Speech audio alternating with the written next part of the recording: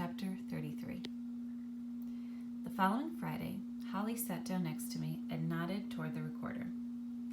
My own hands were sweating as I pressed the button and looked up at the others.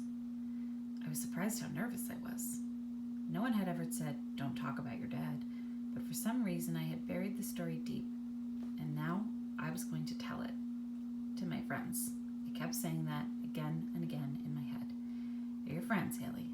They're your friends. But just as I turned on the recorder, Esteban said, "I have another poem from my papi." And Amari said, "Yes." Holly nodded at me. Esteban climbed down from the window seat and pulled the pen from his pocket. It was as wrinkled as his uniform. "I have to keep it on me," he said. "Crazy baby cousin always takes my things and messes with them." I put the other poems up on a shelf, but he can climb. Esteban smiled and shook his head. He looked tired but happy as he unfolded the poem, holding the page at its edges.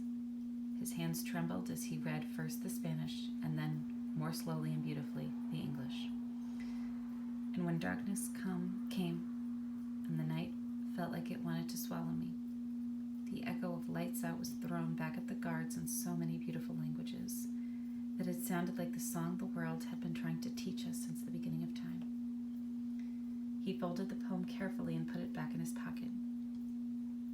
It means that there are all these different kinds of people in detention with my papi, and when the guards tell them it's time for lights out, they all yell it back in their own language, so my papi hears all the languages, and it's like they're singing him to sleep. Esteban touched the pocket with the poem in it. That's all I have to say for now. He climbed back onto the window ledge and wrapped his arms around his legs, resting his head on his knees. After everyone told him how beautiful the poem was, I stood up. "I want to talk now," I said. "You guys all have your stories about your families, and there's a story I haven't told you." I looked over at Holly and she nodded again. "It's about my life. It's about my father." Esteban turned to me. "And my mother," I said, my voice cracking.